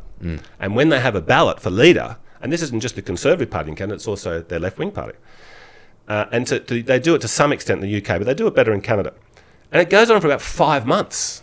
Not one of these, Susan Ley says, I'm going to resign, we're going to have a ballot next week, next Tuesday, we've got 3 days to think about it. Goes on for 5 months. And what do they do in that 5 months? Have TV debates. There might be 10 people standing up saying, I want to be the leader of the Canadian Conservative Party. You don't even have to be a member of Parliament to be in the contest. Well, they do a very similar thing with the Republicans and Democrats, don't they? It is similar, okay, but it's a bit different because they're talking about a presidential candidate, and in our Westminster system, the equivalent of our president is actually the Governor-General. Okay. The Governor-General doesn't do anything, so it's similar. It is similar. But also in the US, when they have the primaries to elect their presidential candidates, you don't even have to be a member of the party. You can just be Joe Blow. You just have to tell the equivalent of the Electoral Commission that you want to be registered as a Republican or registered as a Democrat, but you don't have to hand over any details. But in Canada, let's say it was the equivalent of let's say Tony Abbott's the Prime Minister and Malcolm Turnbull's challenging him. Now, I got my criticisms with Tony Abbott, okay, but I mean, it's a million times better than Malcolm Turnbull. Now, what would happen in Canada is people who are on the pro Tony Abbott team or people on the pro Malcolm Turnbull team go around knocking on doors. They go around knocking and say, hey, there's a leadership contest coming up with the Conservative Party, and if the person says, yeah, I'm following it closely, they said, well, we're part of the Tony Abbott team. Oh, I really want Tony Abbott to win. We've got to stop that left-wing communist Malcolm Turnbull. They said, well, you can have a vote. Sign this form, pay $20, you get a vote next week. So it's really, really democratic process, right? And there's TV ads. Now, what do they debate? When they have these TV debates, when people say, I want to be the leader of the Conservative Party, what are they debating about? Well, people get up there and say, well, vote for me. We're going to privatise their equivalent of the ABC. We're going to end transgender BS. We're going to end foreign wars. They just get up. It's a policy contest, which is what it should be. Now, who's going to win that contest if you've got a right-wing party and you've got people who paid money to join the party? Not much, but they've taken a step. They're going to be pretty right-wing people. They're probably going to listen to Two Worlds Collide type of people. They're going to say, oh. So this is what I think is going to happen. Look, Pauline, still going up in the polls. We thought she'd plateaued. We thought when they got rid of Susan... Well, they just looked today. The new polls came out from Dem AU. It had One Nation and Labor on 26%. Both. Yeah, right. New polls. Yeah. There would be it would be really interesting if they went to an election tomorrow. Well, look, we thought that it had plateaued when they thought it was going particularly high because of Susan Ley. Well, they got rid of Susan Ley and she's still going up. So who knows where this is going to stop? And I think Pauline Hanson would be a much better Prime Minister than Liberal or Labor, okay? But I do think that I reckon somewhere in about 5 to 10 years there's going to be if One Nation keeps going, then I hope that One Nation can think about having a very democratic process where you can have a big open debate about who's the leader. Then you'll get a conservative right-wing agenda as the leader. Now, they won't always win the election for Prime Minister, but at least without them on the... I think they'll win a lot more than they lose, but I think that what will happen is it'll just sort of move the debate if you've got the opposition leader saying good things. So what you're saying here is that what I'm trying to pick up, what you're putting down, is that the Liberal Party have been invaded by leftists. Yeah, it's really bad. I saw it in the 1990s. There was this militant left-wing faction coming out of New South Wales, and they were basically teals. Yeah, they are the Teals. Yeah, they are the teals, the left-wing Liberals. I always say that the moderates in the Liberal Party are teal plants. Like, that's my conspiracy mind going there. Oh, you guys are teal plants. I think you're teal plants.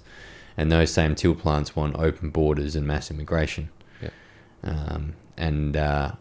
I think the reason the Liberal Party are dying is because they lost their conservative side, and they got ruled by the moderates. Like, even in South Australia, you can see it's clear as day. And, you know, there are good people in the Liberal Party. Alex Antic. Yeah, terrific. I'm a big fan of him. He's coming on the podcast again next week. Oh, good. And we're going to talk about the ASIO Lords that are coming in, but I'm big fans of people like him. But unfortunately, he's the outlier. You know what I mean? Like, and there's too many against him that suppress him. I wish we had so many Alex Antics we could turn the country around straight away. But look, I am in big. I do really. I mean, if this One Nation thing keeps going like that, at least at the end of the day, I know with her, she knows the difference. And this is like, even off my fundamental beliefs, right? All the major parties have a lot of issues with them, with potentially the big business and foreign interests and foreign lobbying groups that have a lot of influence over them. At the end of the day right now, because it shows that the Labor Party have been controlled by these people, the Liberal Party have been controlled, and potentially One Nation as well. But I just want the party right now that knows the difference between a man and a woman. You know what I mean? I just want a party that's going to come back and bring back some common sense. And then when that party gets on, then we can go to war with them to find out what's really pulling the strings behind the scene. And maybe the right needs to go through a bit of a teething process when they first do come in about what's really Australia first. Potentially, I'm thinking maybe that's going to happen over the next couple of years, maybe over the next 5 years. Because, my job just doesn't stop as a podcaster when the people I want that have come into Parliament are into Parliament, they agree with my beliefs and side of politics. I also want to write them when they get in to be like, okay, well, you said you're Australia first, prove it. And if you're not, then I'm coming after you with my voice and my platform. So, well, what's happened in the major parties is that basically factional bosses get to choose who goes into Parliament, and therefore, personnel is policy. But if we make these parties much more democratic, then the factional bosses won't have control. And the factional bosses are usually tied up with lobbyists and foreign interests. But if we make it a very democratic thing, then it removes that as being a possibility. Okay, we need to do what they do in Canada, and that's how if the Liberal Party doesn't embrace this reform, then I believe they will die. There will be total Liberal death. This is the only thing that can save them. And I wrote the book all about it in the year before COVID. So, but look, I think what could happen here is if One Nation keeps going, and they're starting to, they have always sort of struggled with, sort of having high caliber parliamentarians, but I tell you, Corey Bernardi's pretty fantastic. He's a good man. I like him. He's magnificent. I like him. Okay, but Barnaby Joyce is pretty fantastic, and Malcolm Roberts is terrific, and Pauline Hanson is now like a legend. She's been around for 30 years. John Howard and Joe Hockey have come and gone. Pauline's still standing, and so she's got very good instincts. Pauline, and one day she'll pass away, and I reckon it'll be like I'm hoping she gets to 100. But Pauline Hanson's state funeral will be massive because people love people who have copped a lot of unfair criticism, and this is why the people who love Trump have been really, really in his corner, because they thought, what they say about you is sort of what people say about me at work. They think, I'm not a racist, but they accuse me of being a racist because I like Trump. And so and with Pauline, look, when John Howard dies, that'll be a pretty big funeral, like it was for Gough Whitlam. But I think Pauline will be in her own category because the people that like her really love her because of her courage. The big test will be, and it wasn't, the South Australian election wasn't really a good example of how One Nation are going to go, because Peter Malinowskis is just loved down in this state. He was always going to dominate it. Doesn't matter who was in opposition or going as opposition leader, he was always going to dominate it.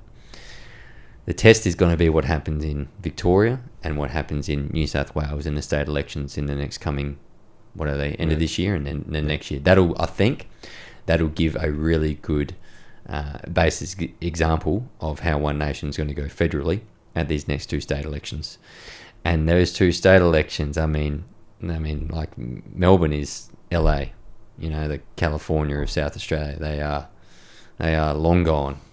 But if there's going to be change there, I mean, there's going to be massive change at the federal level. So I'll be watching the state election very closely because, that state election will be vital for how they perform. I fully agree. Those 2 state elections in the 2 biggest states are going to be a really big deal. But there's going to be a little preview in 3 weeks tomorrow, the Farrer by-election. Yeah, it looks like the One Nation guy is going quite well, the last one I've seen. But mate, I think he's going to win. That guy, his name's David Farley. Now, for 2 years after I left school, before I went to university, I worked on a farm on the outback. Biggest cotton farm in the Southern Hemisphere. It was massive. Employed about 500 people. It was just like absolutely huge corporate success, and it was just... Now, the guy that started that farm is David Farley. Yeah. And he was only in his 30s then. Mm. And he's now the One Nation candidate. So he would have gone down from northern New South Wales, which is where we were. We were near Moree Walgett. And he's gone down to southern New South Wales, but it would have been all about irrigation, because cotton's all about irrigation. And he's now doing rice farming, which is all about irrigation. But anyway, he was just like such an impressive guy. And this is like 30 years ago when I knew him. He was like a brilliant... If this guy was so impressive, if he had been in the Howard government as a Liberal, he would have been like a very senior cabinet minister. So then when I read, a month ago, I said, Pauline Hanson's One Nation has just endorsed this guy, I thought, wow. And it's interesting as well that Susan Lane, because she was a, raging Teal member in the Liberal Party, for those people now that were voting for her, will be now voting for One Nation. It's interesting, the flip in persona with people as well, and what they see and what they want. But yeah, no, it's going to be very interesting. And mate, that's where we might wrap it up there, mate. Yeah, no problem, Sam. Good to have a chat, mate. But look, John Ruddick, thanks for coming on to Oz Collide podcast, and I appreciate your time. No worries, mate. A lot of fun. Thank you. Thanks for listening to Two Worlds Collide podcast. If you guys enjoyed the episode, or you just enjoy what I do in general, then you can head to my website. Link is in the description, where you can buy some merch or jump on my Patreon program. What's your thoughts?